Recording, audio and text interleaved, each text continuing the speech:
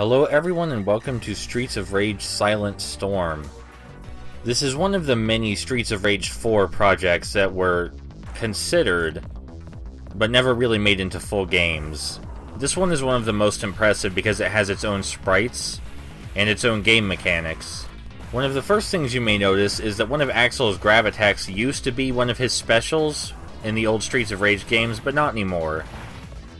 He does retain his dashing attack, the Grand Upper, which is one of the most useful attacks in the game, and in Streets of Rage 2 for that matter.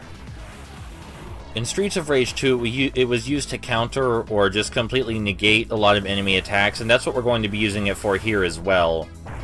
These yellow signal enemies do a sliding kick at us, which does a lot of damage and knocks us off our feet. We can cancel it and hit them instead by using our Grand Upper.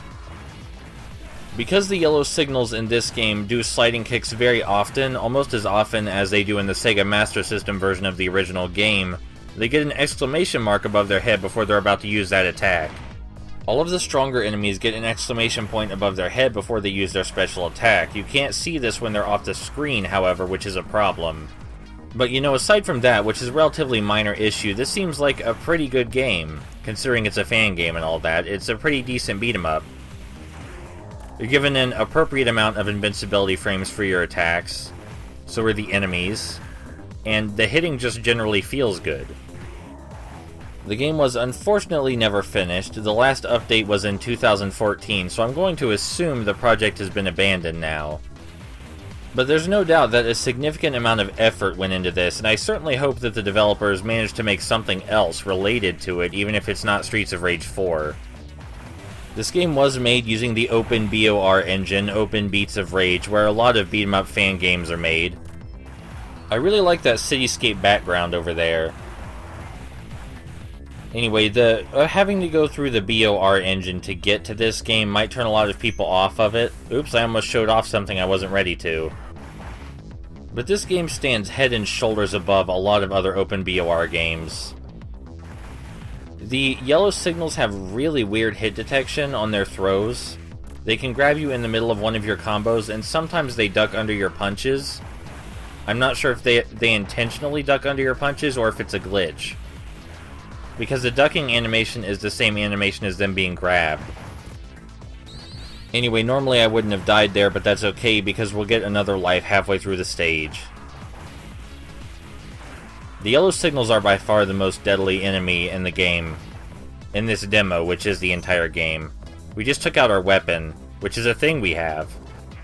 And Axel's weapon is some sort of weird future stun rod, and this is the catch to the game. Whenever we're using our weird future stun rod, we are completely invincible. We have invincibility frames for every animation of the attack. So yes, the game is broken, and you can literally stand in just one place and continually use the stun rod, and nothing will ever hurt you. So that's the catch. The game seems really polished and interesting otherwise, but, you know, a game-breaking design flaw like that, in a production that seems so nice otherwise, that's a big deal breaker. In order to balance this out, because I assume they knew it was an issue, the enemies tend to run the fuck away from you whenever you get your baton out. They're like deathly afraid of it and approach you very slowly whenever they do. Your baton also only has a 2-hit combo and you cannot run while using it, but really who cares? It deals so much more damage than your punches, and you're invincible. You also get knocked out of your weapon state and back into your normal state if you're hit with a powerful attack, but that's unlikely to happen. So yeah, you can play through the entire demo with your baton out if you want, and there won't really be any consequences. Now let's go ahead and skip to the end of the stage and look at the boss, shall we? Let's go ahead and pull our weapon out because you know we're gonna need it. This boss can be beaten legit whenever he does appear. Here he is. But there's no reason to do that when you have the baton. And it's very easy to get him into an infinite combo, which I will illustrate right here. Just let him approach you from behind, and keep swinging your baton. And the second swing will always hit him. And he'll never move. So he's just stuck like this. So this does seem like a really interesting game with a lot of cute ideas. and I like what they were going for, and I like the new art style. The problem is that it's broken. But if you can unbreak it, it would probably be very good. But this did come out in 2014, so I think it's done. I think they're done with it.